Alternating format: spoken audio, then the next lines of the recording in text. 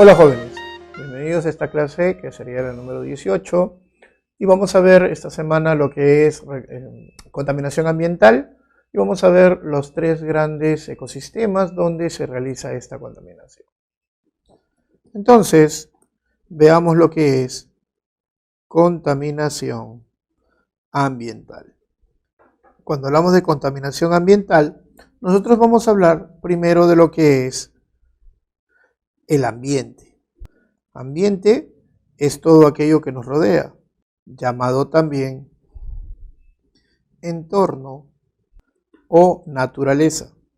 Otra de las cosas que hay que definir antes de entrar a ver todo lo que es la contaminación vendría a ser la ecología, que vendría a ser la ciencia que estudia la relación entre los seres vivos y el medio ambiente o el ambiente que los rodea. Y también podríamos hablar de un ecosistema, pero un ecosistema es la relación entre todos los seres vivos y el medio ambiente donde se relacionan. Entonces, podríamos decir, por ejemplo, también que dentro del ambiente podríamos encontrar dos partes, una parte biótica y una parte abiótica. Dentro de la parte biótica podríamos encontrar todo lo que está relacionado con los seres vivos y la parte abiótica, aquello que no tiene viva o en todo caso donde el hombre no ha puesto la mano o donde no interviene la mano del hombre. Ahora, ¿qué cosa es contaminación? La contaminación está relacionada con, por ejemplo, ¿no? En un inicio, en la vida del planeta, ¿qué fue primero? ¿Los animales o las plantas? Obviamente al inicio había un montón de CO2 en la atmósfera, entonces crecieron aquellos seres vivos que necesitaban el CO2 para poder vivir. De tal manera que empezaron a crecer las plantas, ¿no? Los seres autótrofos que solo necesitaban luz solar y el CO2 para poder desarrollarse. Pero una vez que todo se pobló de plantas, la cantidad de CO2 disminuye y aparece un montón de oxígeno, producto del proceso fotosintético. Entonces, como ya no había más CO2, empieza la generación de oxígeno, por tal razón empiezan a salir seres que necesitan el oxígeno para vivir, es decir, los animales. Producto de ese proceso en que las plantas generan oxígeno y necesitan CO2 para vivir, mientras que los animales necesitan el oxígeno para vivir y exhalan CO2, se crea un equilibrio. El detalle es que aparece el ser humano. El ser humano, a partir de sola su presencia, ya contamina. Ni qué decir, pues, cuando empieza el proceso de industrialización, cuando empiezan los combustibles, todo lo que es el auto, los viajes, entonces la cantidad de CO2 se dispara. Y encima, para poder vivir y hacer nuestras viviendas, talamos árboles, entonces la relación entre la cantidad de dióxido de carbono y oxígeno ha cambiado. Ese equilibrio que se había formado se ha roto. Entonces, podríamos definir contaminación ambiental o contaminación como la ruptura del equilibrio ecológico. Claro que podríamos también, otros autores toman en cuenta que la contaminación la contaminación ambiental es cuando en un medio aparece una sustancia que en ciertas concentraciones es perjudicial o puede dañar a algún ser vivo que está presente en ese ecosistema. Entonces, vamos a ver cómo es que nuestro ecosistema o nuestros ecosistemas se pueden contaminar. Obviamente vamos a hablar de los tres grandes ecosistemas que podemos encontrar: el aire, el suelo y el agua. Entonces, pasemos a ver qué sucede con estos ecosistemas. Veamos la contaminación del aire. El aire se puede contaminar naturalmente de acuerdo a diferentes pasos. Por ejemplo, naturalmente encontramos la erosión del suelo. Ahora la pregunta es, ¿y cómo el aire se va a contaminar producto de la erosión del suelo? ¿Qué significa erosión? Erosión significa desgaste. La piedra, la roca se desgasta y lo que genera es polvo, roca muy pequeñita. Este polvo se puede esparcir fácilmente por toda la atmósfera. La mayor parte de él otra vez va a precipitar al suelo, producto de los vientos, pero va a existir alguna pequeña parte de esta que no tienen la masa suficiente para depositarse sobre el suelo o para precipitar otra vez al suelo. A esto se le llama partículas de medio o de tamaño medio, 2.5 micras o 0,5 micras. Dependiendo de ello, puede fácilmente atravesar nuestras vellosidades de la nariz y poder depositarse en los pulmones, ¿no? Entonces, eso es peligroso para cualquier ser vivo. Los incendios. ¿Naturalmente se forman incendios? ¿Cómo? Bueno, naturalmente se forman los incendios producto de los incendios forestales, por ejemplo, donde cae un rayo en medio de un bosque y se origina el incendio forestal, o en todo caso, también cuando el sol en efecto prisma cae sobre una hoja seca, muy seca, llamada hojarasca, este se empieza a incendiar. Pero aquí hay que tomar en consideración algo importante, ya que cuando tú ves un incendio, la llama del incendio es amarilla. Si la llama es amarilla, obviamente lo que va a generar, vamos a decir, materia orgánica y producto de la combustión, y llama amarilla implica incompleta, te va a generar CO más carbono más agua, más obviamente NO2 o NOx. Esto de acá obviamente forma parte del humo, además de los gases, ¿no? Ahora, los volcanes son los primeros en ser considerados como los generadores de lluvia ácida en el planeta. No existe otra forma natural de que se genere SO2 en el ambiente. Ahora, este SO2 reacciona con el oxígeno del aire y el agua y obviamente forma ácido sulfúrico, que vendría a ser la lluvia ácida. Cabe recalcar que como el volcán emite CO2, yo puedo decir que este es un contaminante primario. Mientras que lo que sale de este contaminante también forma más contaminación, a esto se le llama un contaminante secundario. Las descargas eléctricas, ¿qué te generan las descargas eléctricas? Las descargas eléctricas, me dice, ¿no? Genera ozono, óxido de nitrógeno y iones. A ver, hay que considerar algo importante, ¿no? ¿Qué cosa hace una descarga eléctrica? Miren, por ejemplo, vamos a decir, ¿no? Tengo una masa que está formada por oxígeno y nitrógeno. En pocas palabras, tengo aire. La pregunta es, ¿qué sucede si a esto le cae un rayo o una descarga eléctrica? Obviamente, esto me va a generar los NOx. Y estos NOx después reaccionan con los COVs y la luz solar y te generan ozono o nitratos de peroxiacetilos. A esto que está acá se le conoce como el smog fotoquímico. Entonces, como podemos darnos cuenta, una descarga eléctrica genera este problema, ¿no? La sal marina.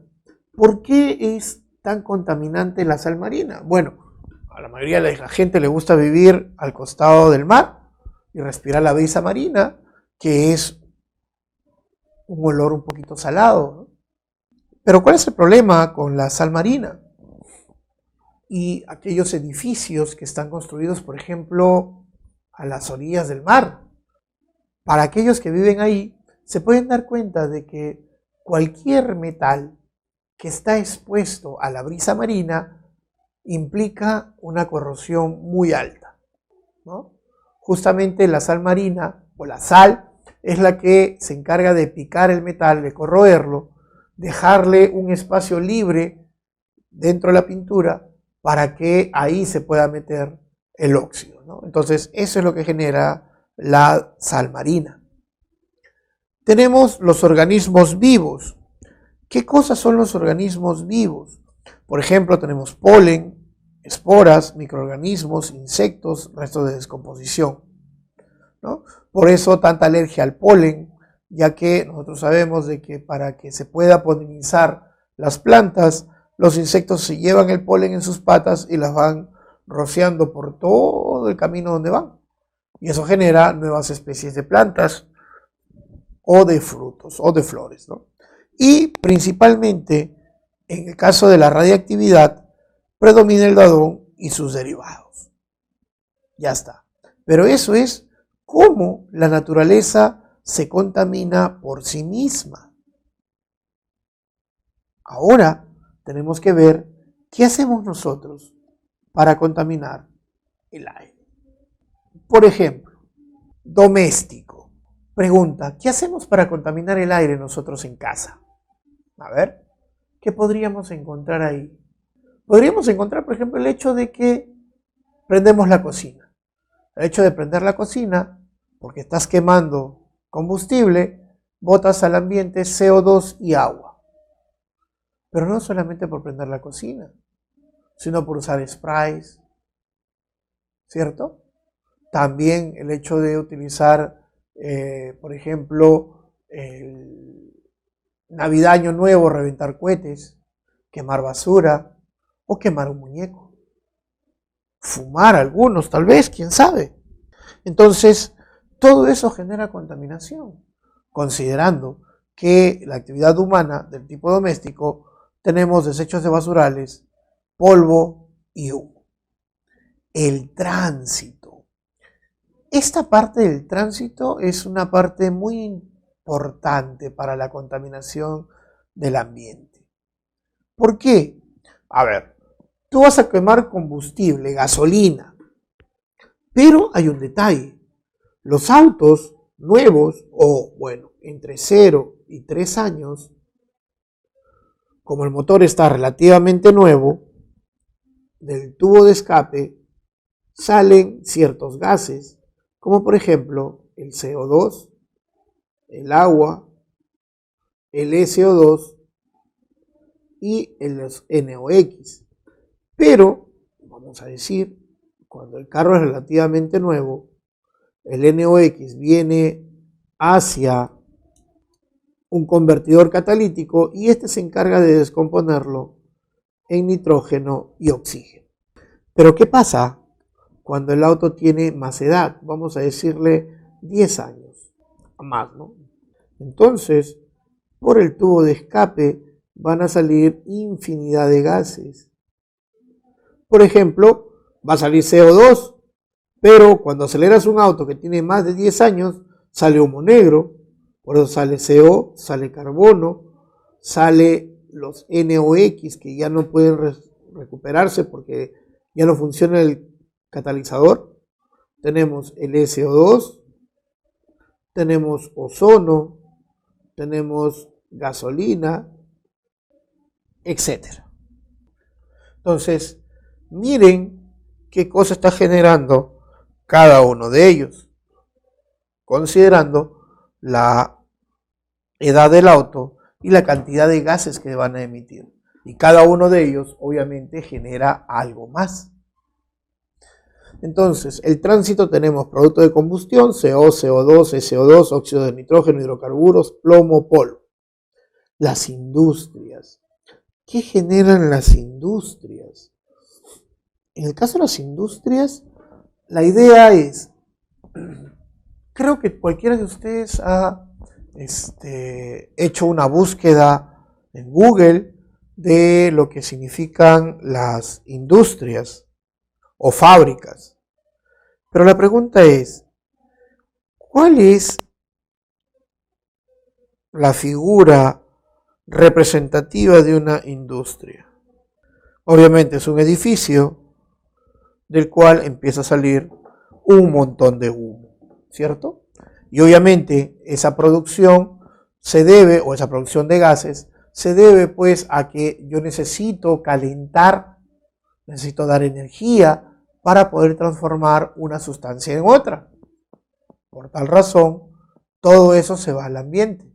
Parte de lo que estás calentando, que depende de lo que estás haciendo, acuérdate que vas a quemar gasolina, acuérdate que vas a tener que aumentar la temperatura del agua, etcétera, ¿no? Por eso dice desperdicio de los combustibles, metales pesados, elementos tóxicos, gases, solventes, polvo, aceites y otros, de acuerdo obviamente a la producción. Las minas, ahí sí tenemos una gran cantidad de contaminación. ¿Debido a qué? A ver, primero, vayamos a la idea de la extracción del mineral. Entonces, si vamos a extraer el mineral, nosotros la semana pasada o la última clase, hemos visto que para la extracción tenemos dos formas, ya sea por socavón o por tajo abierto. Si es por socavón, entramos al socavón, sacamos todo lo que queremos, pero dijimos de que eso se va a una planta concentradora. Pero obviamente, eso se van en camiones muy grandes y eso se vacía.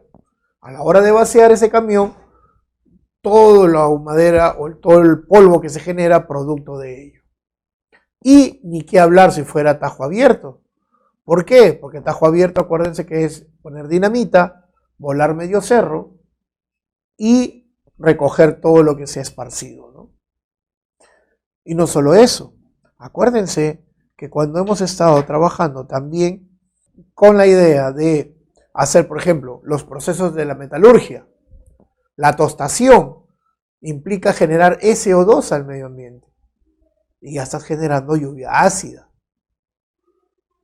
Y no solamente eso, sino también, acuérdate que estás generando SO2, estás generando CO2 en la siderurgia y muchas otras cosas más. Entonces, en las minas, depende de la mina que estés extrayendo. Vamos a decir, puede ser plata, puede ser oro, puede ser cobre, zinc. Vas a tener generación de gases. Y no solamente eso, sino vamos a tener también para el mercurio, el plomo, el cromo, el manganeso y otros. Petróleo, humo de fundiciones, escorias, como en el caso de la escoria vidriosa también, ¿no? Y la radiactividad, los desperdicios de las bombas nucleares y de otras instalaciones, considerando que ya se hicieron muchos procesos de pruebas de qué tanto puede generar o qué tanta energía libera las explosiones de las bombas atómicas o nucleares, justamente en las islas del Pacífico Sur. Ahora, ¿qué tanta contaminación o radiactividad ha quedado por ahí? Bueno, vamos a ver de acá a un tiempo qué sucede. Terminamos con la contaminación del aire. Veamos entonces la erosión, la contaminación del suelo. Veamos la erosión del suelo. Este es agua. ¿Cómo se contamina el agua? Naturalmente, por la erosión del suelo. ¿Qué cosa es?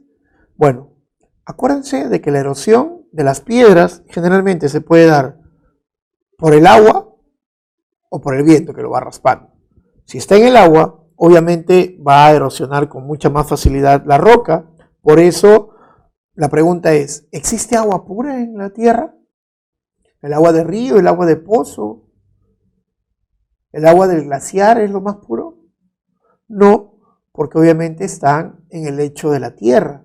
y por estar en el lecho de la Tierra y la Tierra está formada por sales minerales, obviamente va a arrastrar siempre sales minerales.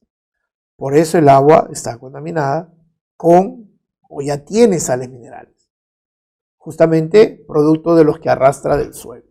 La descomposición de materia orgánica, obviamente las hojas, cadáveres, existen animales que van a los ríos a morir también. Animales y plantas, microorganismos, parásitos e insectos, la radiactividad, el uranio, el torio y sus derivados. Y aquí nosotros somos expertos contaminando también. ¿Cómo contaminan el agua en casa? ¿Qué utilizan para contaminar el agua? Por ejemplo, ¿no? Es típico. ¿Cómo contamina el agua? Estás friendo algo, terminas de freír, ¿qué haces con el aceite que sobra?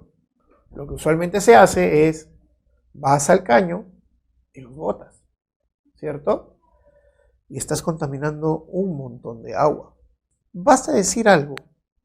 ¿Sabes lo que significa 1 metro cúbico de agua? Para que te hagas una idea de qué cosa significa, ándate a una esquina de tu casa y en esa esquina, fíjate, 1 metro, 1 metro y 1 metro. 1 metro de lado, 1 metro de ancho y 1 metro de largo. De altura. Todo ese volumen de agua se contamina con una gota. La pregunta es, con ese chorrito de agua que has botado, ¿cuánto vas a contaminar?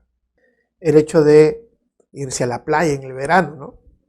Pero como ahora dicen, ¿no?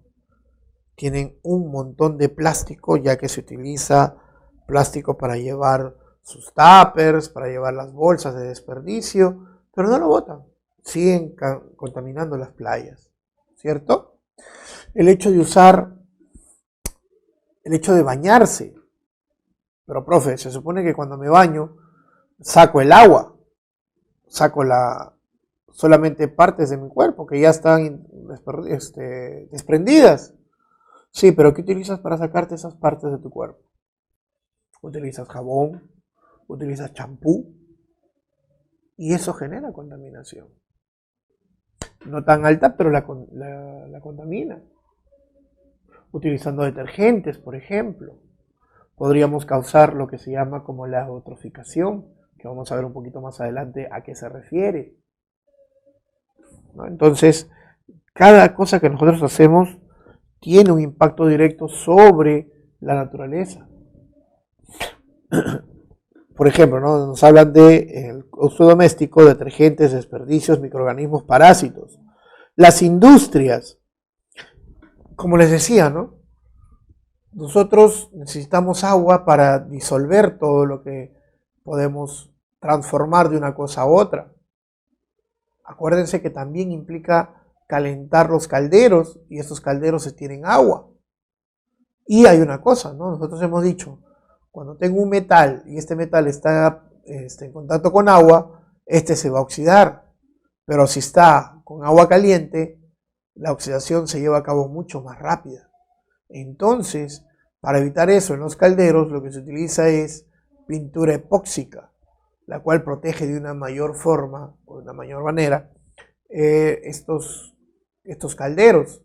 Eso implica entonces de que cuando el agua se evapora, ya estás llevándote parte de esa pintura epóxica, ¿no? Y eso también genera contaminación. Tránsito, los derivados del petróleo, adhesivos a los lubricantes, el plomo. Aunque ya no se usa mucho el plomo como parte de las gasolinas, de todas maneras, producto de la combustión, estás generando gases y al final estos van a variar el pH del agua. Las minas, hablar de minas es pues hablar de todo lo que está relacionado con el relave minero, ¿no? Todo lo que queda producto de la extracción de estos metales que hemos visto la semana pasada, que en muchos casos habla de la refinación electrolítica o la reducción electrolítica, tiene que ver con procesos donde la corriente eléctrica está relacionada. Pero ¿qué pasa cuando ya la solución no te ayuda a seguir rescatando más zinc o más cobre o más plomo? Obviamente los vas a desechar, pero ese desecho es lo que se considera como un relave minero. Y eso contamina todos los ríos de nuestro país. Por eso es lo primero que han dicho es oponerse a que se utilicen las aguas de regadío o las aguas que se utilizan para la agricultura en lo que es la minería, ¿no? Por eso los tantos problemas en las diferentes partes del país. Ahora, si queremos ser un poquito rudos a la hora de hablar, por ejemplo, podríamos encontrar en Cerro de Pasco o en La Oroya sitios donde la contaminación es muy alta, justamente por los relaves mineros. Y hace unos 5 o 10 años atrás, aunque tal vez un poco más, se encontró que se abría el agua en Cajamarca y el agua salía con rastros de mercurio. Algo pues utilizado en la extracción de oro, ¿no? Entonces ahí está pues el grado de contaminación que podemos encontrar en nuestro país. La agricultura. Ahora uno se pregunta, ¿no? ¿Cómo es que nosotros vamos a contaminar haciendo agricultura? Si es una de las formas más antiguas de que el hombre pueda desarrollar y alimentarse.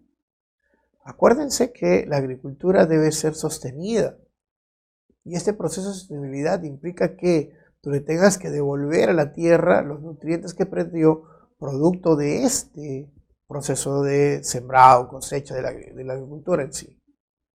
Pero obviamente nosotros queremos que sea más rápido y echamos fertilizantes sintéticos, o vamos a utilizar insecticidas, pesticidas, y eso obviamente lo vas a colocar en el agua de regadío para que sea mucho más fácil su aspersión. Eso implica entonces que ya estamos contaminando solamente por utilizar esas sustancias, que algunas de ellas tienen entre 20 y 50 años de permanencia en el ecosistema. Difícil de creer, pero así es. Entonces, dentro de la agricultura encontramos pesticidas, fertilizantes, ácidos, desinfectantes, escorias básicas, excremento de los animales y desperdicios agropecuarios. Y la radiactividad está principalmente relacionada con las explosiones nucleares, los desperdicios de las fábricas, los laboratorios y las minas nucleares. En la contaminación del suelo, es ahí donde nosotros somos campeones, ¿no? Y hay que considerar que para que la tierra se contamine por sí sola, desde el punto de vista del suelo, necesitará estar pues en un yacimiento donde la tierra está en contacto con estos minerales, ¿no? Ahora, por ejemplo, ¿no? Si está con hierro, si está la hematita, obviamente el suelo estará contaminado con hierro. Si está con zinc, o si está con blenda, con zinc, o también la PEC blenda, que es de uranio, ¿no? Que también contamina el suelo. Ahora, como les decía, aquí sí nosotros somos campeones contaminando el suelo. Y generalmente les digo a mis alumnos, les hago esta pregunta, ¿no? Muchachos, yo quisiera saber quién de ustedes nunca ha tirado un papel al piso. Obviamente es una pregunta muy difícil de responder, ya que todos nosotros hemos tirado un papel alguna vez en nuestra vida. He ahí el detalle. Entonces, desde el punto de vista doméstico, tenemos residuos sólidos, orgánicos e inorgánicos. En las industrias, como les comentaba, depende de la actividad industrial. Todos los relaves, todo lo que sale producto de este proceso de transformación, obviamente cae sobre el suelo. Así sea solamente por el desagüe, obviamente va a terminar en el suelo terrestre y eso va a generar contaminación. En el tránsito nosotros vamos a encontrar los productos de petróleo, plomo, plásticos y lubricantes, las minas, acuérdense todo el relave minero que sale producto de los lodos que se generan en la extracción de los procesos de refinación electrolítica y de refinación electrolítica, la agricultura que genera todo este proceso ya que coloca fertilizantes industriales, pesticidas, herbicidas, desinfectantes en el agua de regadío y esto cae sobre el suelo y ahí es absorbido por la planta, ¿no? Y en el caso de la radiactividad tenemos los desechos de procesamiento de minerales de uranio, ¿no? Entonces, así es como de manera general se contamina el medio ambiente o el ambiente. Ahora, ¿cuáles son estos contaminantes más perniciosos o los que más se encuentran a nuestro alrededor? Podemos encontrar, por ejemplo, el dióxido de azufre, que ya lo hemos visto, ¿no? Ahora, ¿qué cosas generan estos contaminantes en nuestro organismo? Hay que considerar dos cosas. Primero, que si dos personas son expuestas al mismo contaminante, la reacción del cuerpo será distinta en base a dos cosas. Uno, el hecho de qué tan fuerte esté su sistema inmunológico para soportar este proceso. Y dos, qué tan expuestos o cuánto es el tiempo de exposición a este contaminante, ¿no? Entonces, ambas cosas tienen que ver y están relacionadas directamente con el contaminante. Entonces, veamos y describamos algunos de los efectos de estos contaminantes. En el caso del SO2, ya hemos visto que en el SO2, que sale producto de la tostación, producto de las mineras, producto de la quema de combustibles fósiles, más agua del medio ambiente, tenemos el ácido sulfúrico. Este ácido sulfúrico genera lo que se llama como lluvia ácida.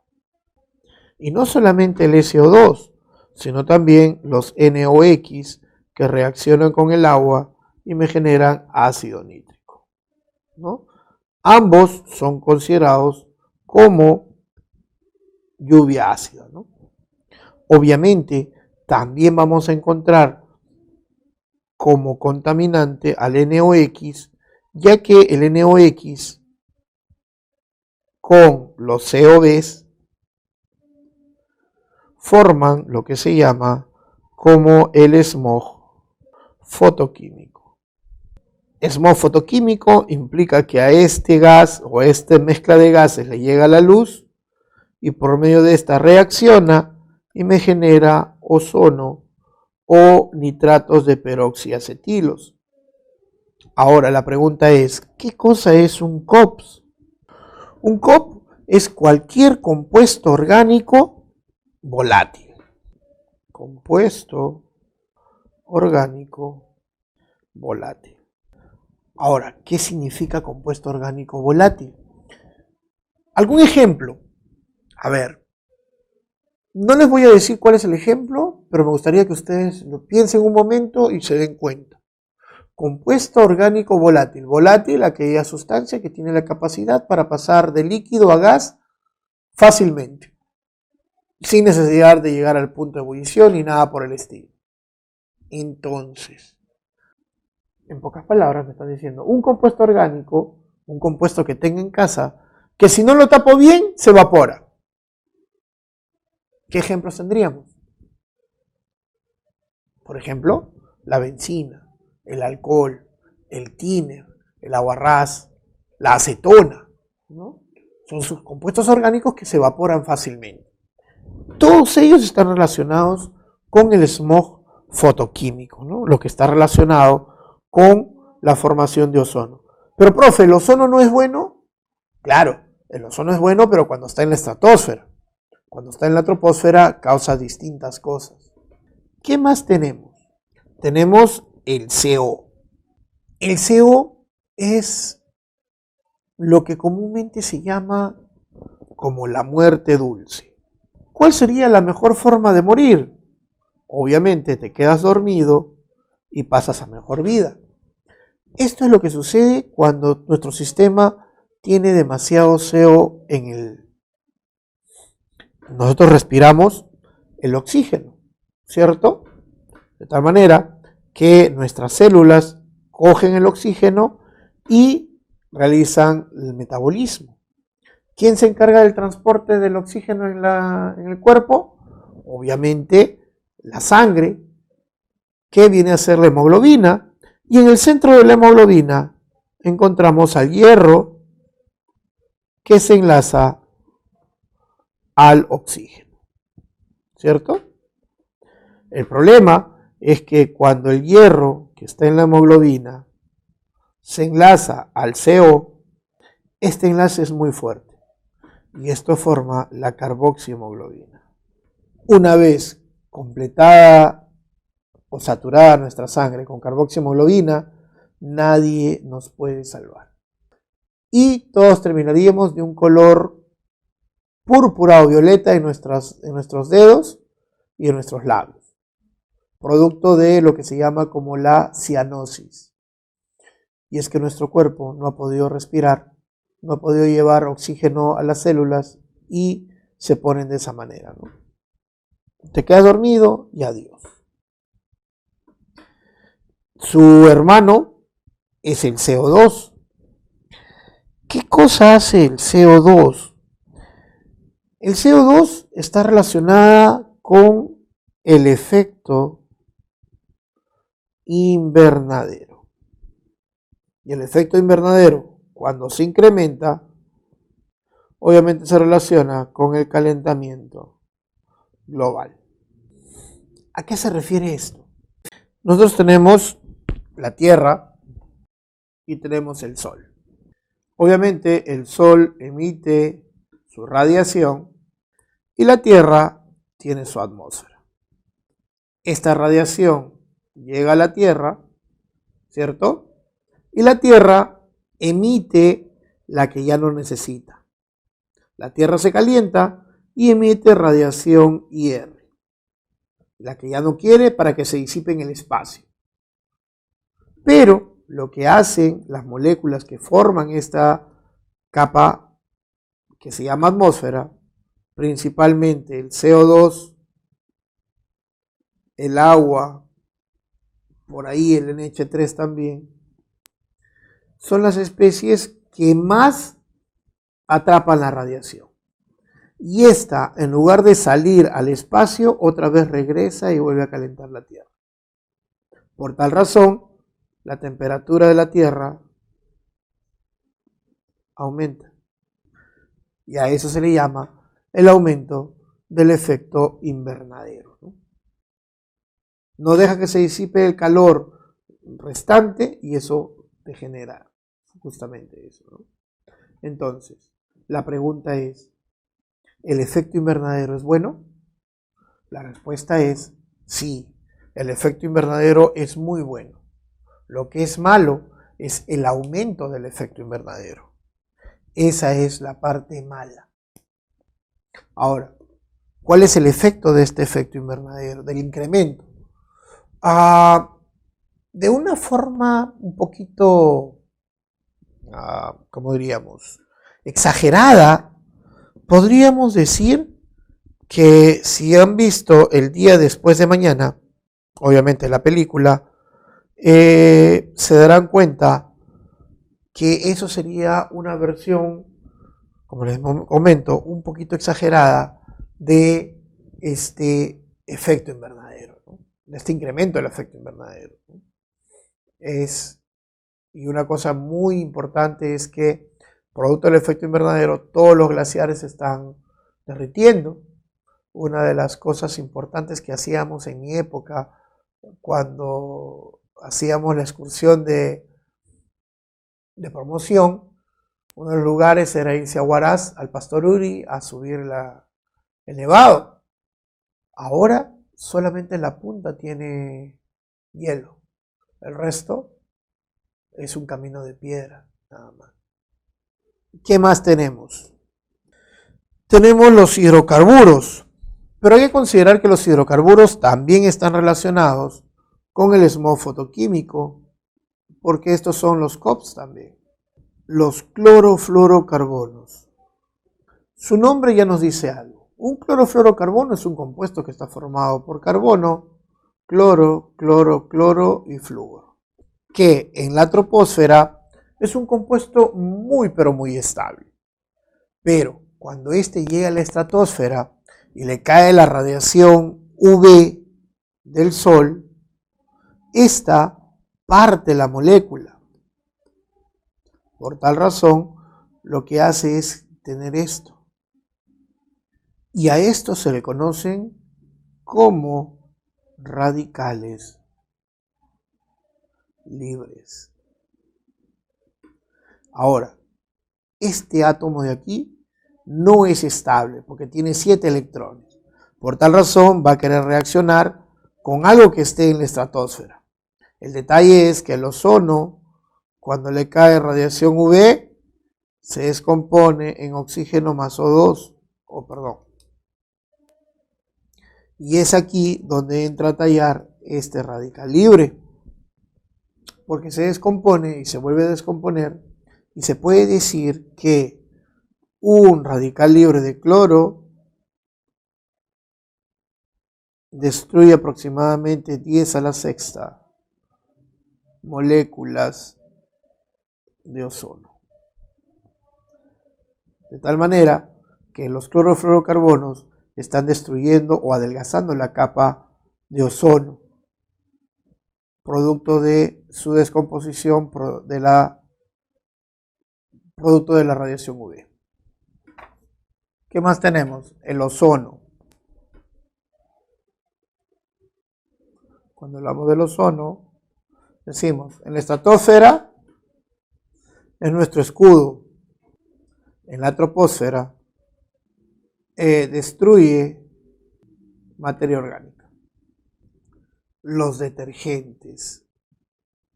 Los detergentes están relacionados con los fosfatos y esto origina un proceso que se llama la eutroficación. ¿Qué significa este proceso? Cuando hablamos de la eutroficación, por ejemplo, ¿no? En la sierra, usualmente, cuando quieren ir a lavar, lo que hacen es ir al río y empiezan a utilizar detergentes, es decir, polifosfatos, para lavar.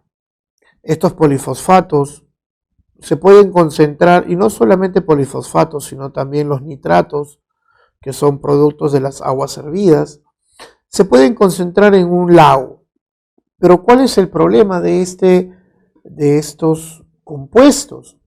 Es que el fosfato y el nitrato son considerados como fertilizantes, y donde hay agua y alimento empieza a crecer la vida. Es decir, esto se empieza a poner o se empieza a llenar de algas, y estas algas empiezan a crecer desmesuradamente. Pero la pregunta es, ¿y cuál es el problema? Si se supone que se va a ver verde, va a estar más bonito. El detalle es que cuando empieza a crecer la parte verde, las algas, la luz ya no puede ingresar. Por tal razón, toda la parte de abajo, que es donde no ingresa la luz, muere porque ya no hay plancton ni zooplancton. No puede hacerse la fotosíntesis y obviamente el oxígeno que está generándose para los animales para que respiren ya no se va a generar. Entonces, esta cantidad de oxígeno va a bajar. Entonces, esto se vuelve un pantano, con cosas verdes y todo. Pero el detalle es que cuando se forma un pantano, ya casi todo está cubierto de verde. Entonces, las bacterias anaeróbicas que están debajo del agua empiezan a pudrir el agua. Este se va secando y pasados millones de años, esto se convierte en lo que es una ciénaga o arena movediza. Y a todo este proceso se le llama la eutroficación. Obviamente pasan millones de años para que esto ocurra. ¿Qué más tenemos? Tenemos los pesticidas. Hablar de pesticidas implica hablar de sustancias que pueden atravesar la cadena trófica.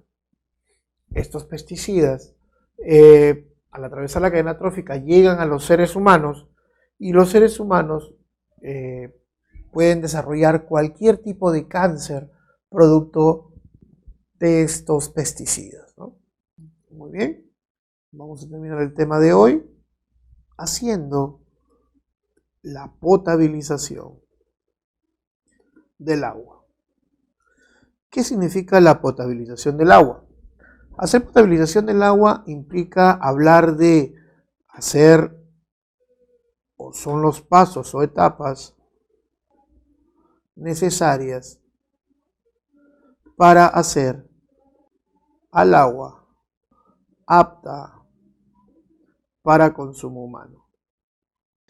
Hay muchas etapas por las cuales se podría hablar de la potabilización del agua, pero vamos a resumirlas en las más importantes. Por ejemplo, tenemos ¿qué planta se encarga del tratamiento de agua acá en Lima? La atarjea. ¿De qué río lo sacamos? Del río Rímac. Entonces, lo primero que hacemos es un proceso de encauce. Es decir, sacar las aguas del río Rímac para que lleguen a la tarjea y ahí empiece el proceso de trabajo. 2. El proceso de cribado. ¿Qué cosa es el cribado?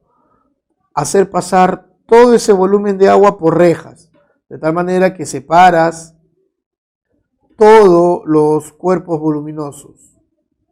3. Tienes, una vez que ha pasado el cribado, ya separaste animales, muertos, piedras, rocas, troncos, cualquier cosa, ramas, pasa a un proceso de sedimentación. 4. Pasa por el filtrado, que muchos lo conocen también como pasarlo por el arena. Ya está, entonces ya tenemos, ya pasó por el filtro, pero el agua todavía no está cristalina. ¿Por qué? Porque obviamente hay sustancias que no han podido precipitar, razón por la cual se realiza un proceso de coagulación o floculación, para lo cual se utiliza principalmente el sulfato ferroso con 7 aguas, otros utilizan el alumbre, ¿no? ¿Qué hace esto? Esto forma flóculos o coágulos que hace que todas las partículas que no han caído y que están solamente dispersas se junten y tengan la masa suficiente como para precipitar. Después de esto viene 6, la desinfección. Para eso le echamos cloro o hipoclorito. 7, el análisis, que tiene que ser tanto químico para evitar sustancias tóxicas y biológico para buscar o eliminar lo que es bacterias patógenas. Y por último viene el almacenamiento y distribución. Y con esto hemos llegado a la parte final del tema de hoy. Muy bien, jóvenes, hemos llegado a la parte final de la teoría. Pasemos a resolver algunos ejercicios para afianzar estos conocimientos. La contaminación ambiental implica un desequilibrio en las relaciones existentes entre los seres vivos y entre estos y el medio que los rodea. Entre las fuentes de contaminación se tiene a la naturaleza misma y a la actividad humana. Seleccione la alternativa correcta que contiene una fuente natural de contaminación. La explotación de una mina es antropogénica, es decir, está hecho por el hombre. El derrame de petróleo en el mar, igual por el hombre. Arrojo de pilas al suelo, igual por el hombre. Arrojo de materia orgánica al desagüe, igual. Larvas de insectos en las aguas fluviales, correcto. Entonces la respuesta es la E. 2.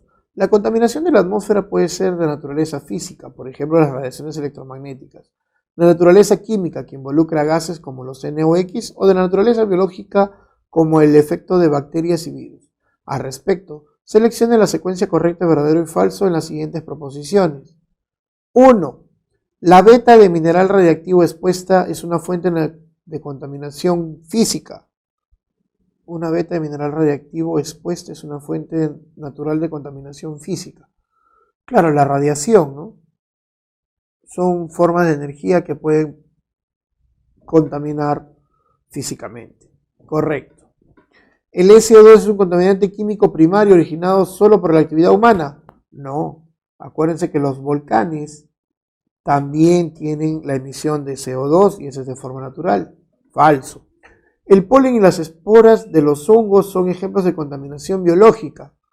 Claro, porque son seres que están trasladados, especialmente las esporas. Entonces, esto sería verdadero, falso, verdadero. Problema 3. Una forma de contaminación atmosférica es la concentración en el aire de contaminantes producidos mediante distintas reacciones como la intervención de la radiación solar. Seleccione la alternativa correcta que involucra el fenómeno descrito. Entonces, me está diciendo, yo tengo en el aire contaminantes y tenemos la intervención de la luz. ¿Qué cosa es? ¿Calentamiento global? No. El efecto invernadero tiene que ver con el sol, pero es energía, no la luz. Incremento de radiación IR, no. El smog, tampoco. Entonces estaríamos hablando del smog fotoquímico porque habla de la luz, ¿no? Y esto sería correcto. Problema 4. En general, la contaminación de ríos y lagos se debe mayormente a la actividad humana, pudiendo ser esta doméstica, industrial, etc. Con respecto a la contaminación de las aguas, determine la relación correcta entre fuente y contaminante. A ver, tenemos colorantes, pesticidas, metales pesados. Entonces, colorantes, industria textil. Pesticidas, agricultura. Metales pesados, minería. Entonces, A, C, B. La respuesta sería la C. En un curso de capacitación sobre contaminación ambiental, se evaluó a los estudiantes con respecto a la contaminación de las aguas y ríos y lagos. En esta evaluación se hicieron 5 afirmaciones. Al respecto, determine la afirmación incorrecta. Una fuente de contaminación natural son los cadáveres de animales. Sí, correcto. La sobrepoblación de algas en los lagos contribuye a la eutroficación. Sí, correcto. Los aceites lubricantes emitidos por barcos producen eutroficación. No, eso es incorrecto porque los aceites lubricantes tienen contaminación por hidrocarburos en el agua, pero no producen eutroficación. Eso es falso. Porque la eutroficación está relacionada solamente con fosfatos y con nitratos, que son alimentos de plantas, pero los aceites lubricantes no lo son. Respuesta. Dice, se denomina suelo a la parte superficial de la corteza terrestre, biológicamente activa, que proviene de la desintegración o alteración física, química de las rocas y de la actividad de los seres vivos. Es importante económicamente porque en él se realizan los cultivos de nuestros alimentos. Con respecto al suelo, determine la secuencia correcta de verdadero y falso. ¿Las lombrices presentes en él son considerados agentes contaminantes? No, porque las lombrices fertilizan el suelo, ¿no? Entonces, eso es falso. Un factor de contaminación es la descomposición de la materia orgánica. Pero, por ejemplo, no se utiliza guano. Eso no le da vida o hace que sea más rico en nutrientes el suelo. Eso es un factor falso. Al contrario, lo hace más fértil. Dice, la tala indiscriminada contribuye a su erosión. Eso sí es correcto. Entonces la respuesta es falso, falso, verdadero. El SO2 y los NOx son los contaminantes primarios causantes de la formación de la lluvia ácida, la cual tiene efectos sobre ecosistemas y materiales. al respecto, indique cuál de los siguientes efectos no es producido por la lluvia ácida. ¿Corrosión de estructuras metálicas? Claro que sí. ¿Deterioro de materiales pétreos? Sí, correcto. Materiales que tienen que ver con piedras, con caliza, con mármol. Aumento de la acidez en el suelo. Sí, obviamente, es lluvia ácida. Aumento del pH en lagos y ríos. Pero, si no mal recuerdo, yo tengo la escala de pH 0,14, este es 7, se aumenta el pH, entonces baja la acidez. Eso sería falso.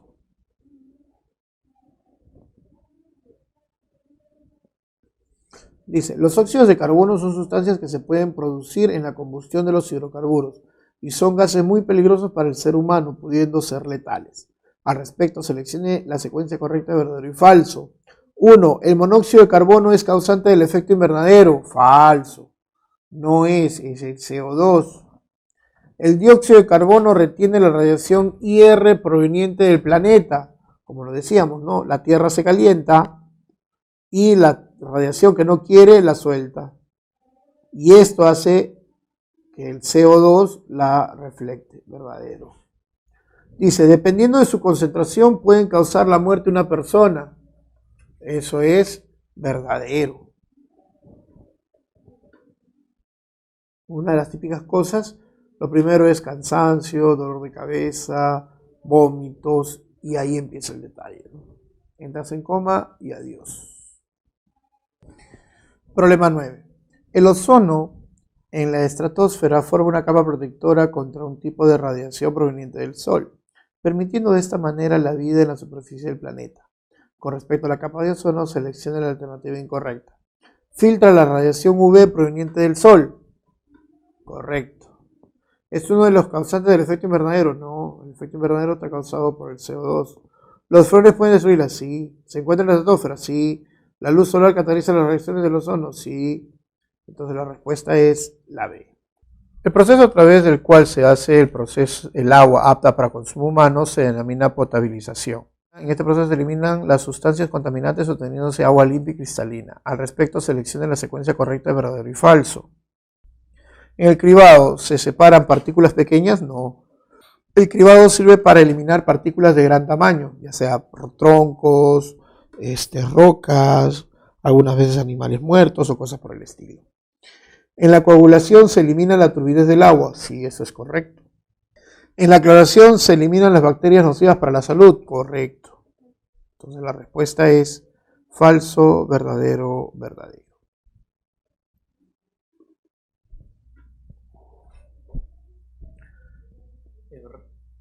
Muy bien, jóvenes.